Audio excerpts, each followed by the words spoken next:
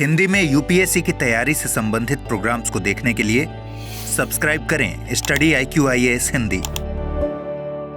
Hello students, Bharat में मंदिर सिर्फ पूजा का स्थान नहीं है बल्कि ये करोड़ों हिंदुओं की आस्था का, परंपरा का और सांस्कृतिक विरासत का प्रतीक भी है। लेकिन आज एक सवाल ने पूरे देश को दो हिस्सों में बांट दिया है। सवाल यह है कि मंदिर का पुजारी कौन तय करेगा, संविधान या परंपराएं? क्या पुजारी केवल एक जाति या वंश का होना चाहिए या फिर संविधान की नज़र में हर नागरिक को यह अधिकार मिलना चाहिए कि वह पुजारी बन सके? नमस्कार, मैं हूं doctor Pankaj Mishra. Study IQIAS Hindi के इस प्लेटफॉर्म पर आपका स्वागत करता हूं। आज हम बात करेंगे उस ऐतिहासिक फैसले की जिसे केरल हाई कोर्ट ने अभी सुनाया है। उसमें हिंदू समाज, संविधान, धार्मिक स्वतंत्रता के साथ साथ आधुनिक भारत के मामले को, आधुनिक भारत की सोच को भी सीधे सीधे जोड़ा जा सकता है। यह मामला सिर्फ केरला का नहीं है, यह भारत के हर मंदिर, हर आस्था और हर नागरिक की सोच को बदलने की क्षमता रखने वाला फैसला है। और यह सिर्फ एक कोर्ट का फैसला नहीं है, यह धर्म, राज्य, परंपरा और आधुनिकता के साथ साथ आस्था और अधिकार के बीच के संघर्ष को भी दर्शाता है। क्या संविधान भारतीय हिंदुओं के मंदिरों की परंपरा को बदल सकता है? क्या धार्मिक संस्थानों को अपने पुजारी खुद चुनने का अधिकार होना चाहिए या राज्य और न्यायपालिका मंदिरों में हस्तक्षेप करते रहेंगे? सबसे महत्वपूर्ण है कि क्या यह फैसला हिंदू धर्म के लिए सुधार माना जाएगा या हस्तक्षेप माना जाएगा? चलिए शुरू करते हैं इस गहन विश्लेषण को यूपीएससी के एंगल के साथ और ऐतिहासिक संदर्भों को देखते हुए। तो देखिए, सबसे पहले ऐतिहासिक और धार्मिक पृष्ठभूमि को समझते हैं। देखिए, भारत में जो है मंदिर हैं वो केवल ईश्वर की उपासना का स्थान नहीं रहे हैं, ये सामाजिक व्यवस्था, जातीय संरचना के साथ साथ सांस्कृतिक निरंतरता का भी एक पार्ट रहे हैं, एक हिस्सा रहे हैं। मंदिरों का पुजारी कौन होगा, यह हमेशा धर्मशास्त्र, परंपरा और सामुदायिक मान्यता के हिसाब से तय होता आया है।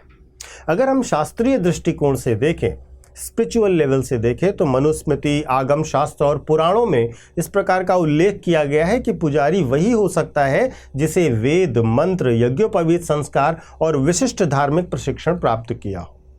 दक्षिण भारत के मंदिरों में विशेष आगमिक परंपरा होती है जिसमें कहा जाता है दैव कर्मा न जात्या, अर्थात देव कार्य यानी कि ईश्वर की पूजा जाति से नहीं, योग्यता अनुसार होती है। पुजारी एक वंशानुगत पद भी माना गया है, अर्थात पितृ परंपरा को आगे बढ़ाने वाला दायित्व भी माना गया है। यहीं से विवाद शुरू होता है कि क्या पुजारी का पद जाति और वंश आधारित होना चाहिए या कौशल और प्रशिक्षण आधारित।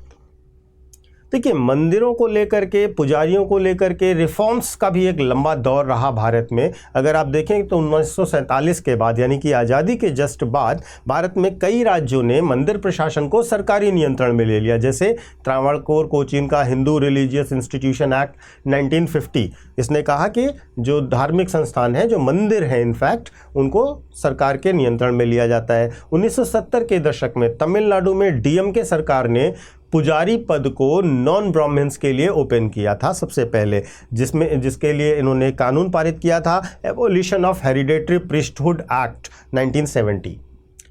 उच्चतम न्यायालय ने भी 1972 और 2002 में यह कहा कि only qualification is religious competence not caste, यानी कि धार्मिक कार्यों को परफॉर्म करने की क्षमता ही योग्यता है, किसी की जाति योग्यता नहीं है। इस मामले में कुछ केसेस भी हैं जिनको आपको ध्यान से देखना चाहिए। 1972 का केस है शेषमल वर्सेस स्टेट ऑफ तमिलनाडु, जिसमें पुजारी वंशानुगत हो सकता है, यह अनिवार्य नहीं है, ऐसा कोर्ट ने कहा। 2002 में आदित्यन वर्सेस त्रावणकोर देवस्मून बोर्ड, उसमें कहा गया किसी भी योग्य व्यक्ति को पुजारी बनाया जा सकता है, चाहे वह किसी भी जाति का हो। 2015 में Geeta Raghunath versus state of Tamil Nadu case में कहा गया एगामिक रूल्स, जो एगामिक नियम है वो ओवरराइड करते हैं हेरिडेटरी राइट को, यानी कि यहाँ पर जाति के आधार पर, वंशानुगतिक परिवर्तन के आधार पर, स्थिति के आधार पर डिसाइड नहीं होगा मंदिर का पुजारी। ये प्रमुख केसेस हैं। लेकिन अगर आप देखिए, धर्मशास्त्र योग्यता पर जोर देता है, जाति पर जोर नहीं देता, लेकिन समाज जाति पर जोर देता है। न्यायपालिका कहती है कि राज्य का हस्तक्षेप तभी तक सीमित है जब तक वह इसेंशियल रिलीजियस प्रैक्टिसेस का उल्लंघन न करता हो। अगर कोई भी प्रावधान इसेंशियल रिलीजियस प्रैक्टिसेस के अंतर्गत आ रहा है तभी उस पर राज्य और न्यायपालिका हस्तक्षेप नहीं करेगी। अब केरल हाईकोर्ट ने क्या किया वह भी समझिएगा। इसी ऐतिहासिक और धार्मिक पृष्ठभूमि के बीच में केरल हाईकोर्ट का फैसला आता है। केरल हाईकोर्ट का फैसला जिसने सीधा सवाल उठा दिया कि क्या पुजारी की नियुक्ति धार्मिक परंपरा का हिस्सा है या सार्वजनिक रोजगार का। Is it a public employment और अ रिलीजियस परंपरा या द रिलीजियस ट्रेडिशन। क्या ये धार्मिक परंपरा है या यह सार्वजनिक रोजगार है। अब हम समझते हैं कि केरल हाईकोर्ट ने क्या कहा और केरल हाईकोर्ट का यह फैसला इतने बड़े विवाद क्यों खड़ा कर रहा है। देखिए, केरल हाईकोर्ट की अगर हम बात करें तो मुख्य प्रश्न केरल हाईकोर्ट के सामने यह था कि क्या किसी मंदिर का पुजारी किसी एक जाति या वंश तक सीमित रह सकता है या यह अवसर सभी हिंदुओं को मिलना चाहिए जो योग्य और प्रशिक्षित हैं।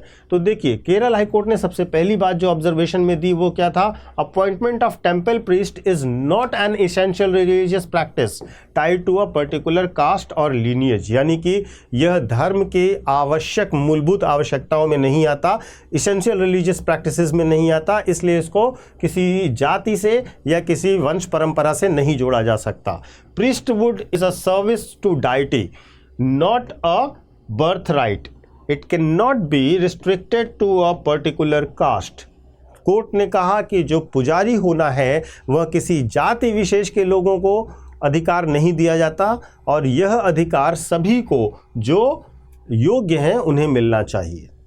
देखिए, कोर्ट का बहुत क्लियर बेस है इस बात को कहने का। बेस यह है कि कोर्ट मानता है कि यह अनुच्छेद 14 और अनुच्छेद 17 का अनुपालन कराने के लिए है, जहां पर इक्वालिटी बिफोर लॉ दी जा रही है और अस्पृश्यता का अंत किया जा रहा है। और इसके साथ साथ जो डाइटी यानी कि जो इष्ट देव की पूजा है वहाँ पर जो व्यक्ति वेद मंत्र और मंदिर के आराध्य देवता के लिए प्रशिक्षण प्राप्त कर लेता है वही पुजारी बनने योग्य है। इसके लिए जाति या सामाजिक वर्ग का होना आवश्यक नहीं है। वास्तव में कोर्ट ने यह भी माना कि जो मंदिर है वो एक सार्वजनिक धार्मिक संस्थान है और इसमें काम करने वाले लोग सार्वजनिक कार्य करने वाले कर्मचारी हैं। चूंकि मंदिर जो है वो जनता के दान से चलते हैं और मंदिर प्रशासन सरकार द्वारा नियंत्रित बोर्ड द्वारा संचालित है, इसलिए टेम्पल प्रीस्ट का अपॉइंटमेंट भी पब्लिक इंटरेस्ट का मामला है, सार्वजनिक हित का मामला है और ये सार्वजनिक नियोजन जैसा है। और यहाँ पर किसी भी जाति को मोनोपोली यानी एकाधिकार देना मूल संवैधानिक सिद्धांतों के खिलाफ है। अब इस फैसले से एक बड़ी बहस शुरू होती है और वो यह है कि क्या धर्म के कार्यों में राज्य सीधा सीधा हस्तक्षेप कर रहा है, क्या हिंदू परंपरा को तोड़ने की यह कहीं ना कहीं शुरुआत है, क्या यह समानता या हिंदू पुनर्जागरण के लिए किया जाने वाला यह प्रयास है। अब देखिए, इसी मामले को अगर हम धर्म और परंपरा को संविधान के अगेंस्ट लाकर देखें तो बहुत महत्वपूर्ण बिंदु निकलते हैं। यह लड़ाई केवल एक पुजारी पद की नहीं है, यह लड़ाई है धर्म की, परंपरा की और संविधान के द्वारा स्थापित समानता के सिद्धांत की। भारत का संविधान कहता है कि प्रत्येक नागरिक को क्या है, धार्मिक स्वतंत्रता के अधिकार है और साथ ही साथ समान अवसर प्राप्त होंगे, यह उसका मौलिक अधिकार है। लेकिन हिंदू धर्म कहता है कि परंपराएं ही हमारी आस्था की पहचान है। संविधान की दृष्टि में अगर हम देखें तो अनुच्छेद 25 सभी को धर्म की मान्यता, उसका आचरण करने की स्वतंत्रता देता है, लेकिन उसकी शर्तें हैं पब्लिक ऑर्डर, मोरालिटी, हेल्थ, ये सब। इसके अंतर्गत आप अपनी धार्मिक परंपराओं का पालन कर सकते हैं।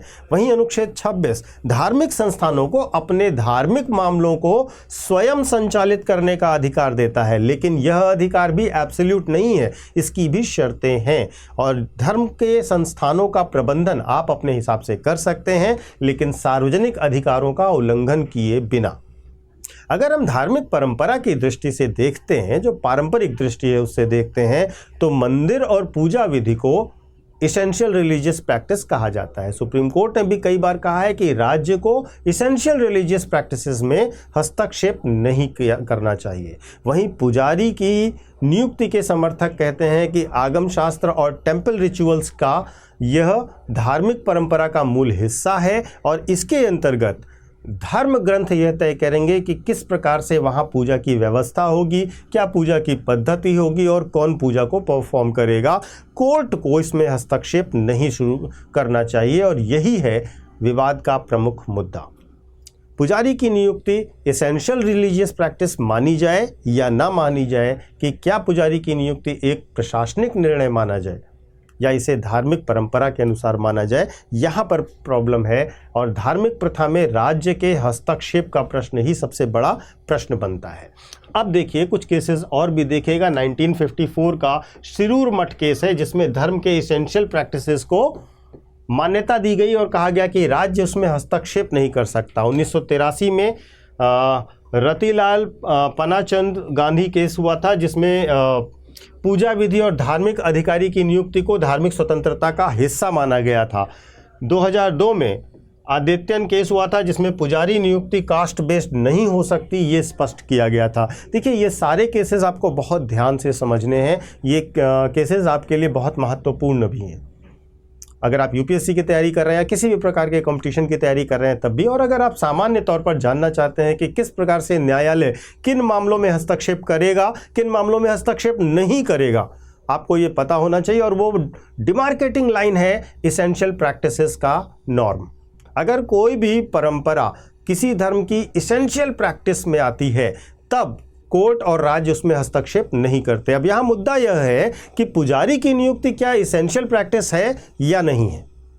देखिए भारत आज एक बड़े ऐतिहासिक मोड़ पर खड़ा है जहाँ एक तरफ संविधान हमको समानता देता है, स्वतंत्रता देता है, अवसर का अधिकार देता है, लेकिन दूसरी तरफ हमारी परंपराएं हैं जो हमें पहचान देती हैं, हमारी आध्यात्मिकता को तय करती हैं और सांस्कृतिक निरंतरता का अनुभव कराती हैं। केरल हाई कोर्ट का यह फैसला केवल पुजारी की नियुक्ति का मामला नहीं है, बल्कि यह तय करेगा कि 21वीं सदी का भारत किस दिशा में जाएगा। स्वतंत्रता, समानता, बंधुत्व और जातिवाद से मुक्त अथवा एक परंपरा द्वारा परिभाषित सांस्कृतिक सभ्यता, इन दोनों में से हम क्या चुनते हैं, ये बहुत महत्वपूर्ण है। और अंतिम सवाल जो मैं आपके लिए भी छोड़ना चाहूँगा वो यह है कि क्या आस्था और धर्म केवल जन्म और जाति के द्वारा संचालित होंगे या योग्यता और ज्ञान से संचालित होंगे। क्या मंदिर एक सार्वजनिक स्थान है जहां समानता लागू होनी चाहिए, या फिर यह आध्यात्मिक केंद्र है जहां धर्मशास्त्र ही सर्वोच्च होना चाहिए। क्या यह सुधार है या यह हस्तक्षेप है, यह पुनर्जागरण है या वर्चस्व का अंत है। देखिए बहुत सिंपल तरीके से आप इन प्रश्नों पर विचार कीजिएगा, आप गहराई से सोचिए और बताइए कि भारत ने गुलामी झेली, सुधार देखे, संविधान अपनाया, लेकिन परीक्षा अब है। एक राष्ट्र को हमें चुनना होगा जो परंपरा के सहारे टिकेगा या संविधान के सहारे आगे बढ़ेगा।